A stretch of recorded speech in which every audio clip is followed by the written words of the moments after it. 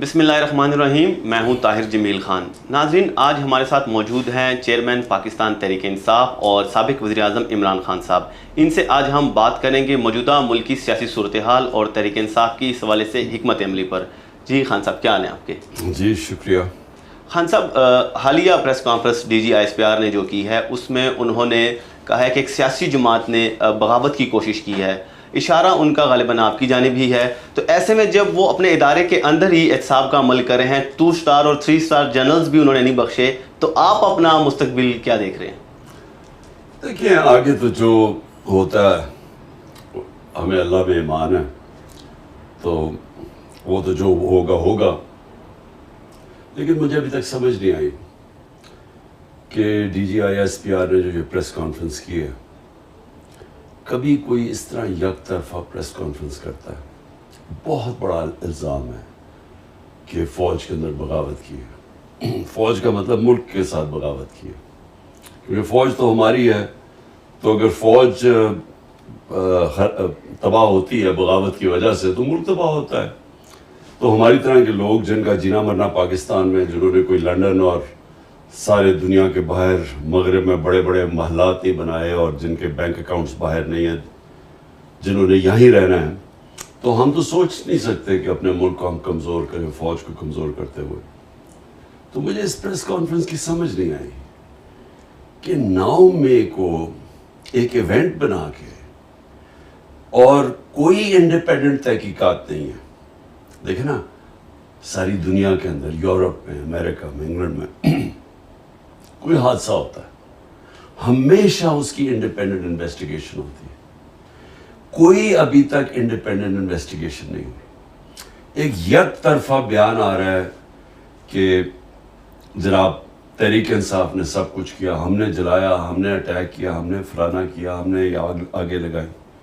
لیکن کوئی، ہمارا اور موقف ہے، ان کا اور موقف ہے.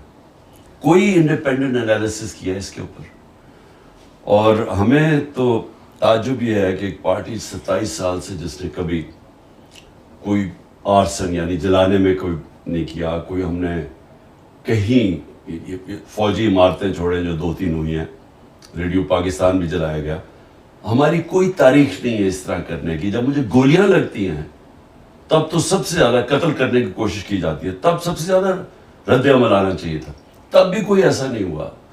تو یہ جو یک طرفہ سرا ہوا ہے اور کوئی بات نہیں کر رہا کہ 25 لوگ اس دن شہید ہوئے.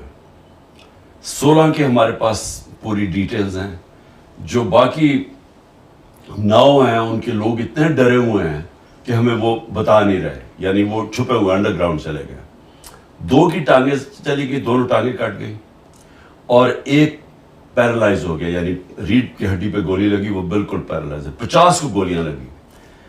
ابھی تک کسی نے بات ہی نہیں ان کی. دیکھیے، کسی ملک کے اندر آپ کے لوگ جب اس طرح ان کو شہید کیا جاتا ہے، نہتے لوگوں کو، کوئی چانس ابھی تک کوئی نہیں بتا رہا کہ کہیں ہماری طرف سے گولی چلی ہے. اگر بغاوت ہوتی ہے کوئی عام ہوتی ہے، آپ فوج کے خلاف بغاوت کر رہے ہیں، اس کا مطلب کہ آپ کے پاس کوئی ہتھیار ہوں گے، آپ نے کوئی اٹیک کیا ہوگا، کوئی پلاننگ ہوگی. کوئی ایسی پلاننگ ہے؟ تو کیا نہتے لوگوں نے فوج کے خلاف بغاوت کیسے کر ڈالی تھی؟ خان صاحب، آپ پرائم منسٹر ان ویٹنگ سمجھے جا رہے تھے، لیکن 9 مئی کے بعد پارٹی کا جس طرح شرازہ بکھ رہا ہے تو آپ اقتدار کی دوڑ سے باہر ہوتے نظر آ رہے ہیں. کیا اب آپ کے پاس پلان ہے کہ آپ دوبارہ سے وہ مومنٹم حاصل کریں؟ دیکھیں، ایک چیز بہت ضروری ہے سمجھنے کہ پولیٹیکل پارٹی جو ہوتی ہے نا، وہ صرف ایک وجہ سے ختم ہوتی ہے، اس کا ووٹ بینک ختم ہو جاتا ہے. اب یہ پیپلز پارٹی اور نون لیگ ہے، 2 بڑی جماعتیں تھیں پاکستان کی، آج اکٹھی ہیں. آج دونوں بڑی جماعتیں اکٹھی ہو گئی ہیں. اس کے اکٹھے ہونے کے باوجود 37 بائی الیکشن ہوئے جو پچھلے چند مہینوں میں، 30 جیت گئی اب تحریک انصاف. تو اس کا کیا ہوا پھر؟ کیونکہ ان کا ووٹ بینک ختم ہوتا جا رہا ہے. اکٹھے ہو کے بھی ایک جماعت کو نہیں ہرا سکتے. پوری اسٹیبلشمنٹ کی بیکنگ، پولیس ان کے ساتھ، انتظامیہ ان کے ساتھ، الیکشن کمیشن ان کے ساتھ، پھر بھی 37 میں سے 30 الیکشن ہار گئے. اور اتنے خوف زدہ ہیں کہ جو جب سپریم کورٹ نے اناؤنس کیا ہمارا پنجاب کا الیکشن 14 مئی کو، ان سب نے مل کے الیکشن سے بھاگ گئے. سپریم کورٹ کا فیصلہ آئین کی خلاف ورزی کی. کیوں؟ کیونکہ ڈرے ہوئے ہیں ہارنے سے.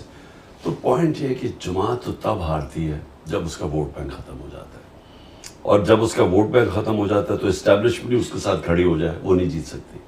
تو تحریک انصاف کا تو اس وقت ووٹ بینک عروج پہ ہے. یہ جو بھی ہو رہا ہے، آپ جتنا ہمارے پہ ظلم کیا جا رہا ہے، یہ انتقامی کارروائی کی جا رہی ہے، 9 مئی کا بہانہ لگا کے ہمارے 10,000 لوگوں کو جیلوں میں ڈال دیا ہے، سینئر لیڈرشپ جیل میں ڈال دی ہے. نکلتے تب ہیں جب وہ کہیں کہ جی ہم پارٹی چھوڑ رہے ہیں، تب وہ نکلتے ہیں. تو کیا اس سے کیا ہوگا؟ تحریک انصاف کمزور ہو رہی ہے، تحریک انصاف اور طاقتور ہو رہی ہے. کیوں؟ کیونکہ ووٹ بینک بڑھتا جا رہا ہے. خان صاحب، پارٹی کے سرکردہ جو رہنما ہیں اور آپ کے قریبی ساتھی، ان کے چھوڑ جانے کے بعد خود کو تنہا تو محسوس کرتے ہوں گے؟ دیکھیں، میری ایک مشن ہے. مشن کے اندر آپ نہ دیکھتے ہیں اپنی فیملی، نہ آپ دیکھتے ہیں اپنے دوست، نہ آپ دیکھتے ہیں کہ جی میرے سے 26 سال کوئی میرے ساتھ رہے. آپ صرف مشن دیکھتے ہیں. آپ اٹھا کے دیکھ لیں جنہوں نے مشن لڑی ہیں، قائد اعظم محمد علی جناح، کتنی ان کی دوستیاں رہ گئیں، ان کی فیملی ڈسٹربٹ ہو گئی. مہاتما گاندھی کا دیکھ لیں، وہ بھی بہت بڑا لیڈر تھا. اس کا دیکھ لیں کہ اس کی کیا پرائیویٹ لائف، دوستیاں کدھر گئی.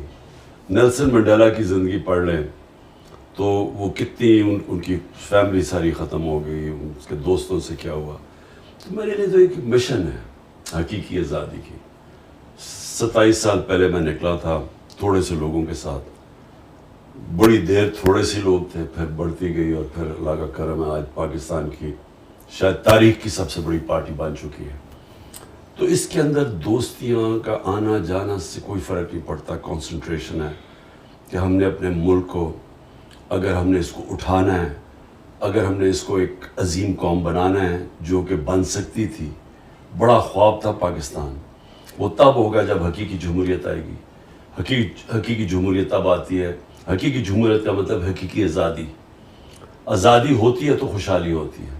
حقیقی جمہوریت تب تک نہیں آ سکتی جب تک رول آف لا یعنی انصاف نہیں ہوتا. کیونکہ رول آف لا ہوتا ہے تو جمہوریت ہوتی ہے، تو آزادی ہوتی ہے، تو خوشحالی ہوتی ہے. تو یہ جو لوگ چھوڑ کے مغرب جا رہے ہیں، یورپ جاتے ہیں، ساؤتھ امریکہ سے امریکہ گھسنے کی کوشش کرتے ہیں، یہ کیوں کرتے ہیں؟ کیونکہ ان ملکوں کے اندر آزاد لوگ ہیں، ان کی آئین ہے، ان کی جمہوریت ہے، ان کے رول آف لا ہے، لیول پلینگ فیلڈ ہے، محنت کا پھل ملتا ہے. لوگ ایک دفعہ اپنے ٹیکس دیں، قانون کے اوپر چلیں، آزاد ہو جاتے ہیں. ہمارے ملکوں کے اندر بدقسمتی سے ایک چھوٹا سا طبقہ ہے، وہ سارے ملک کے وسائل کنٹرول کر کے بیٹھا ہوا ہے، وہ آزاد نہیں ہونے دیتا. اور یہ جو سارے میرے خلاف جو جمع ہوئے ہیں 14 پارٹیز، اسٹیبلشمنٹ، یہ کیوں ہیں؟ کیونکہ یہ سب ڈرے ہوئے ہیں اس ملک میں حقیقی آزادی سے.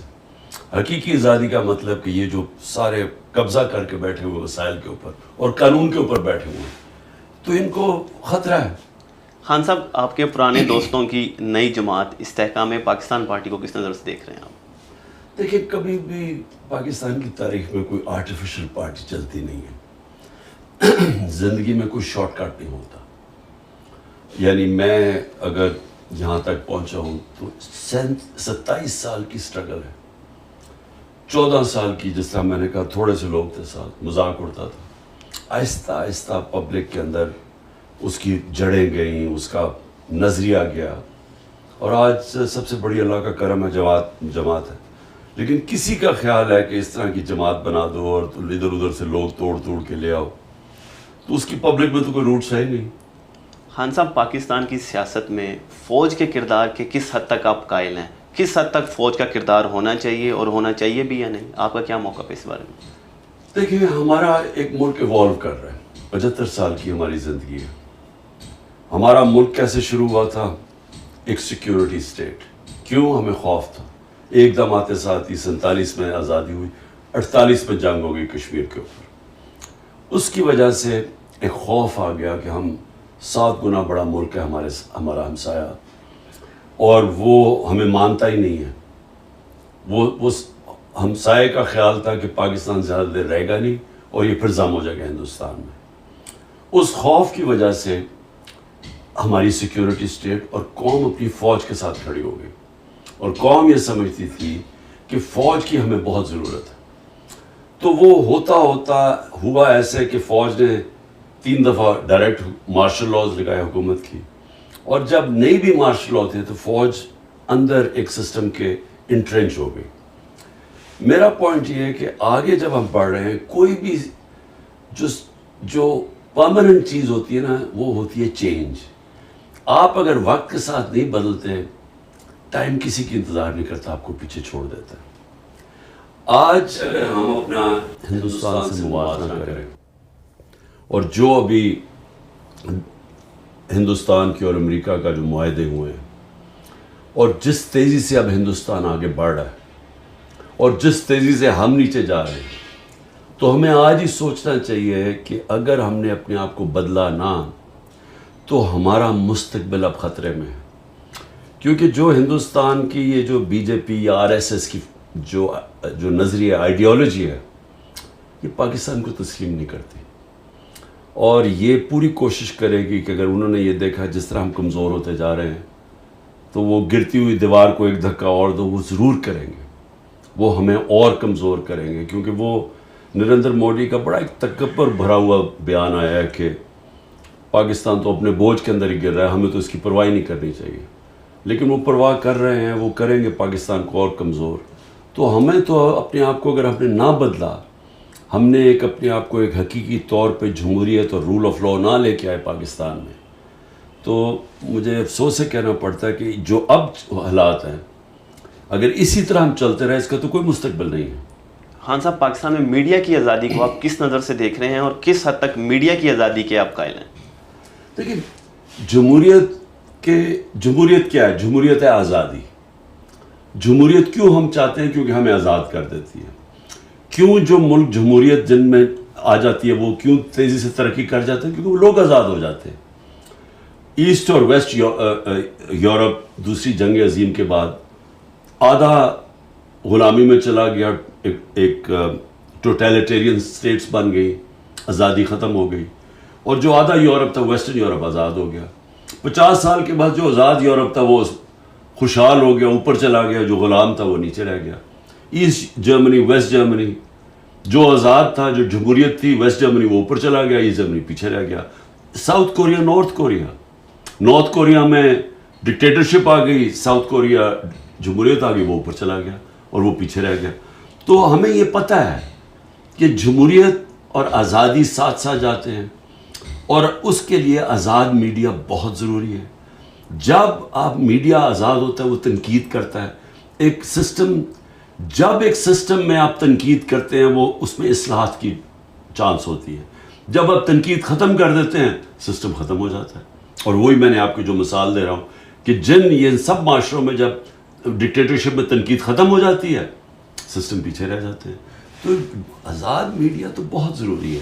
یہ ہے کہ اس کو ذمہ دار ہونا چاہیے, اس کے اوپر کربز ہونی چاہیے. جس طرح مغرب میں لائبل کیسز ہوتے ہیں, آپ کسی کی توہین نہیں کر سکتے, لیکن تنقید کرنا ایک معاشرے کے لیے تو خون ہے, اس کا خون بڑھتا ہے. خان صاحب, لیکن اس حوالے سے ہی کہا جاتا ہے کہ آپ کے دور میں بھی کوئی مثالی دور نہیں تھا میڈیا کے حوالے سے. نہ صرف انڈیویجولی صحافی اس سے متاثر ہوئے ہیں, بلکہ کئی ادارے بند ہوئے, کئی سینکڑوں صحافی بے روزگار بھی ہوئے ہیں. اس حوالے سے آپ کیا کہیں گے؟ یہ بالکل پروپیگنڈا ہے.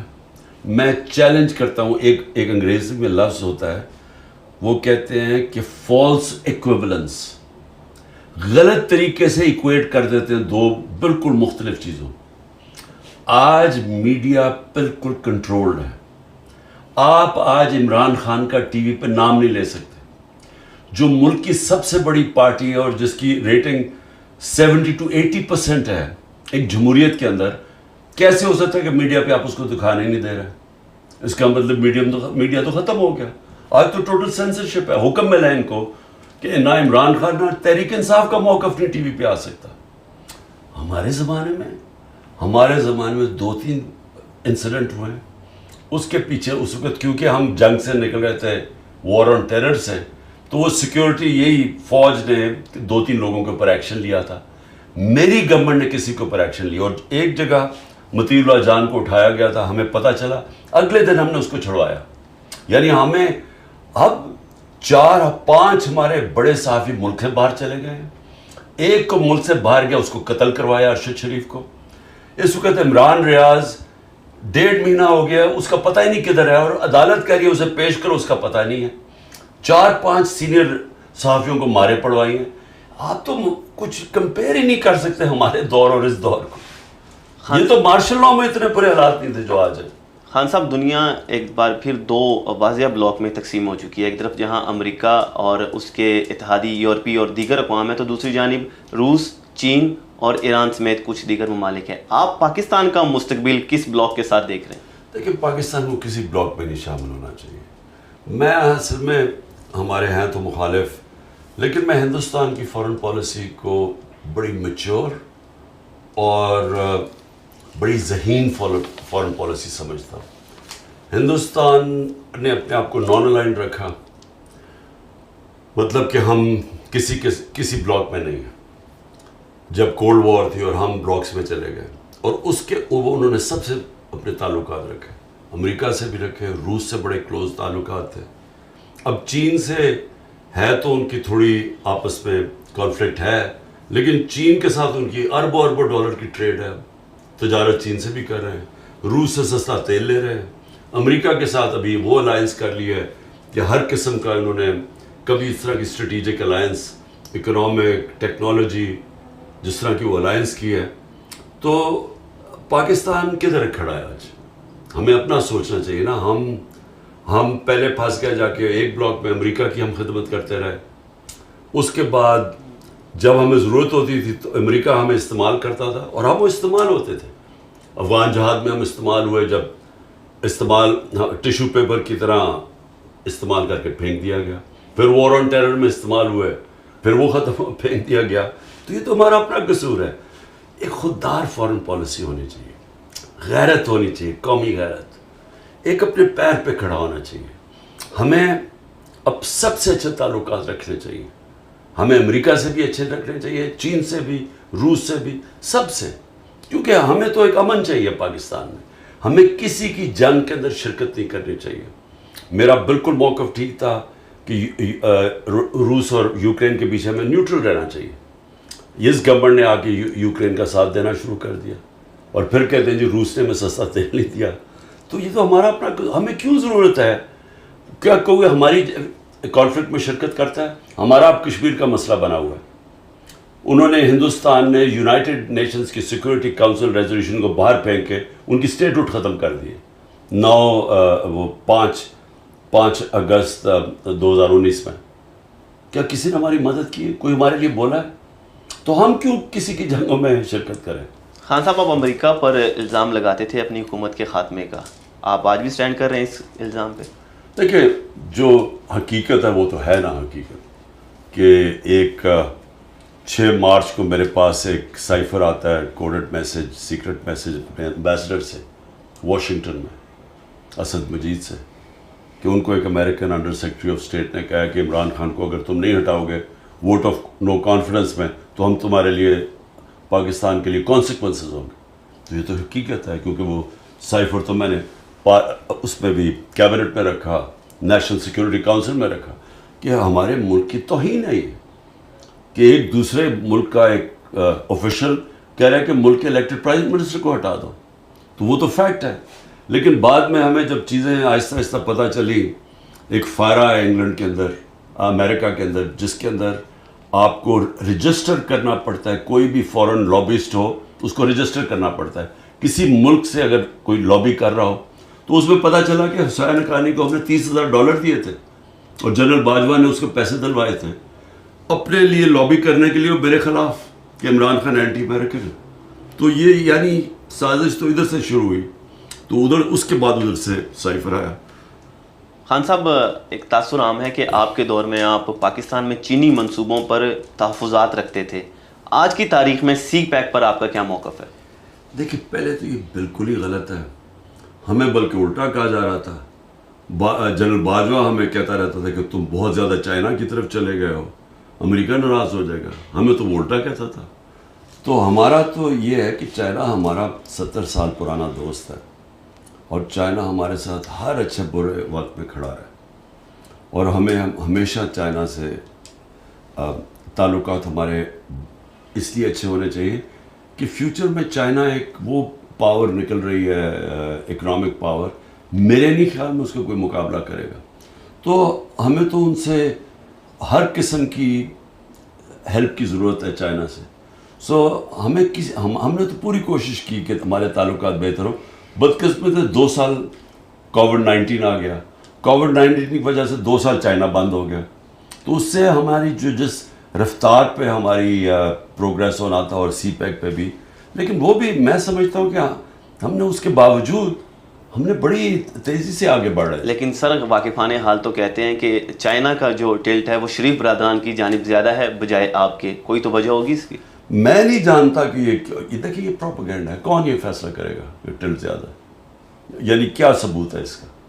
کیا انہوں نے 14 مہینے میں یہ جب سے آئے تو کون سا مارکا مار دیا؟ بتائے چائنا سے کیا کیا انہوں نے؟ وہ بتائے انہوں نے کوئی کام کیا جو ہمارے زمانے میں نہیں ہوا.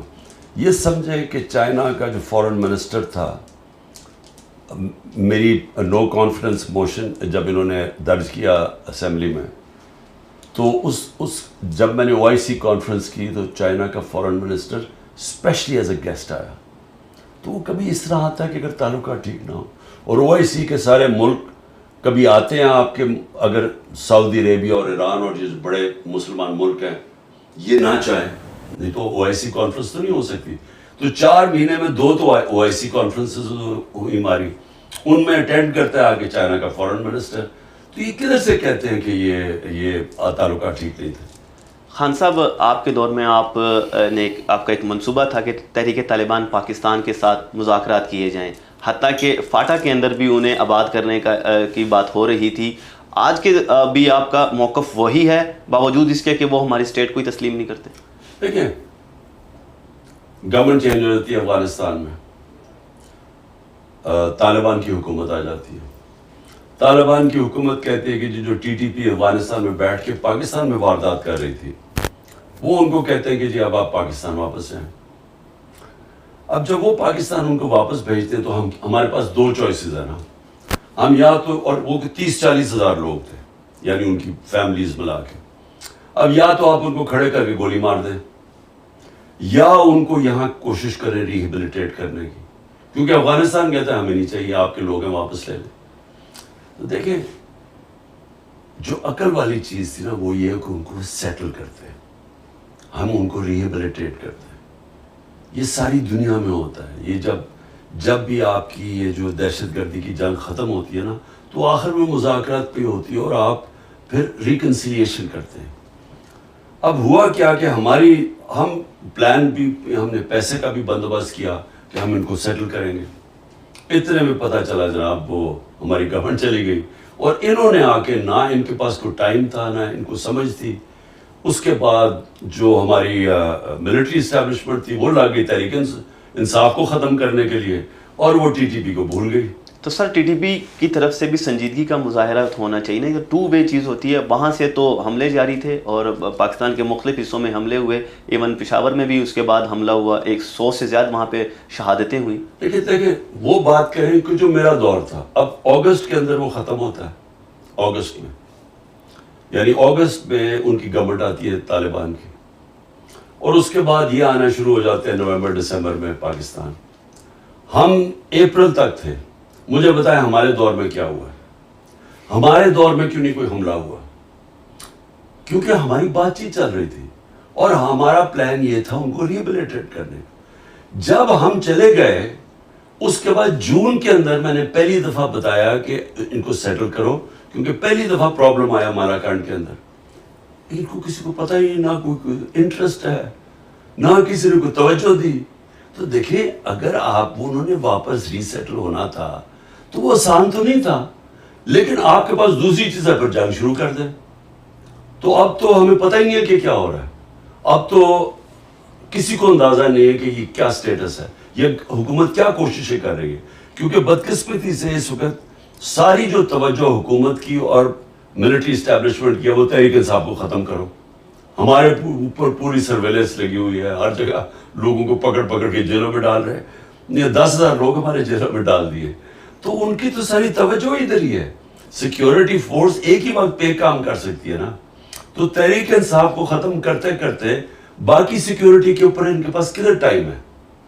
خان صاحب، آپ نے اقوام متحدہ کی جنرل اسمبلی سے خطاب میں کہا تھا کہ پاکستانی پختون جو ہیں وہ افغان طالبان کے ساتھ ہمدردی رکھتے ہیں اور اس کی وجہ مذہبی سے زیادہ پشتون نیشنلزم ہے. اس سے آپ کی کیا مراد تھی؟ ہمارے دیکھنے اور سننے والوں کے لیے اس کی وضاحت فرمائیں.